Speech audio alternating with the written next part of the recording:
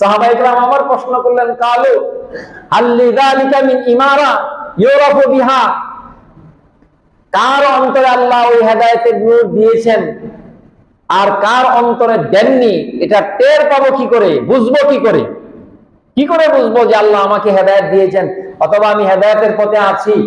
এর কোনো আলামত আছে কিনা? ফাহাল লিযালিকা মিন ইমারাতিন ইউরাফু বিহা, কোন আলামত আছে কিনা যে আলামত দিয়ে এক একটা মানুষ বুঝবে যে আল্লাহ রাব্বুল আলামিন তার অন্তরের মধ্যে ওই হেদায়েতের নূর দিয়েছেন। আল্লাহ রাব্বুল আলামিন অন্য আয়াতে বলেন, আফামান শারাহাল্লাহু সাদরাহু লিল ইসলামি ফাহুয়া আলা নূরিন মির রাব্বিহি ফাওয়াইলুল লিল কাসিয়াতি কুলুবুহুম মিন যিকরিল্লাহ উলাইকা ফি যালালিম মুবিন। আল্লাহ বলেন, আফামান শারাহাল্লাহু সাদরাহু লিল ইসলাম ফাহুয়া আলা নূরিন মির রাব্বি, ওই লোক কখনো সমান হতে পারে না।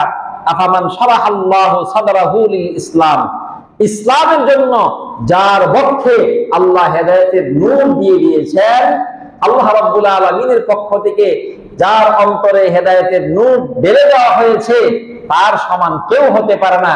সেজন্য আল্লাহর পক্ষ থেকেই নূর বা হেদায়েত প্রাপ্ত। ফাওয়াইলুল লিল কাসিয়াতি কুলুবুহুম মিন যিকরিল্লাহ, কারণ বহু হৃদয় এমন আছে যেগুলো পাথরের চাইতেও শক্ত হয়ে গেছে। ফাওয়াইলুল লিল কাসিয়াতি কুলুবুহুম মিন যিকরিল্লাহ, আল্লাহর স্মরণ থেকে গাফিল হয়ে বহু অন্তর এমন হয়ে গেছে যেগুলা পাথরের চাইতেও শক্ত। এগুলাকে জাহান্নামের ভয় এই অন্তরগুলাকে বিগলিত করতে পারে না।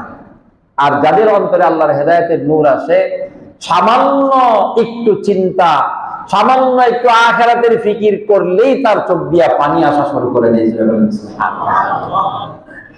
তাহলে হেদায়েত আল্লাহর পক্ষ থেকে এবং এটা একটা নূর। আল্লাহ বলেন, আল্লাহ যাকে এই নূর দান করেছেন সে আল্লাহর পক্ষ থেকে বড় নিয়ামত প্রাপ্ত হয়েছেন। তো সাহাবায়ে কেরাম কি বলেছিলেন? সুইলা রাসূলুল্লাহ সাল্লাল্লাহু আলাইহি ওয়াসাল্লাম আন হাযিহিল আয়া, এই আয়াতগুলো নাযিল হওয়ার পরে আল্লাহর নবীর সাহাবীরা বলেন, নবী কাইফা ইয়াশরাহ সাদরা, মানুষের অন্তরের মধ্যে আল্লাহ কিভাবে আলো দেন? আল্লাহ রাব্বুল আলামিনের নবী মুহাম্মদুর রাসূলুল্লাহ সাল্লাল্লাহু আলাইহি ওয়াসাল্লাম বলেন, নূরুন ইউকযাবু ফি, একটা আলো যা মানুষের অন্তরে ঢেলে দেওয়া হয়, তখনই ওই মানুষের অন্তরটা ইসলামের জন্য প্রস্তুত হয়ে যায়।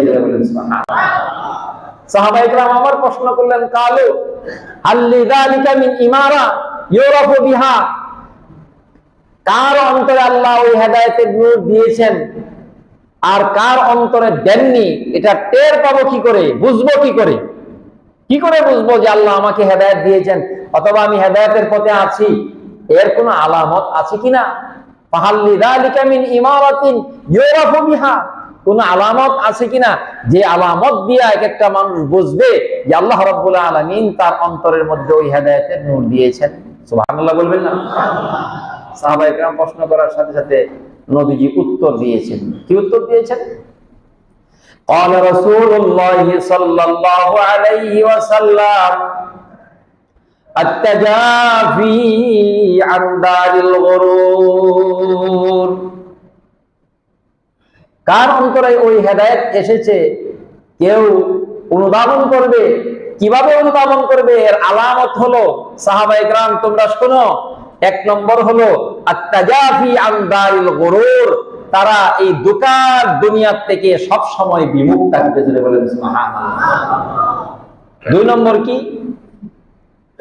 ওয়াল ইনাবাতু ইলা দারিল খুলুদ, দুই নম্বর হলো সব সময় সে আখিরাতমুখী চিন্তা করবে এবং আখিরাতের চিন্তামুখী কাজকর্ম সে জীবন ভর করে যাবে। তিন নম্বর কি? ওয়াল ইস্তিদাদু লিল মাউতি ক্বাবলাল মাউত, মরণের আগেই মরণের প্রস্তুতি নিয়ে রাখবে।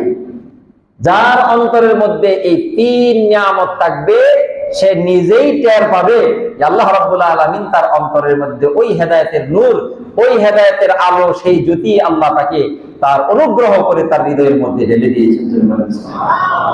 তাহলে কে হেদায়েত প্রাপ্ত আর কে হেদায়েত প্রাপ্ত না, এর কিছু আলামত আছে না নাই? কয় আলামত? কয়টা আলামত? তিনটা।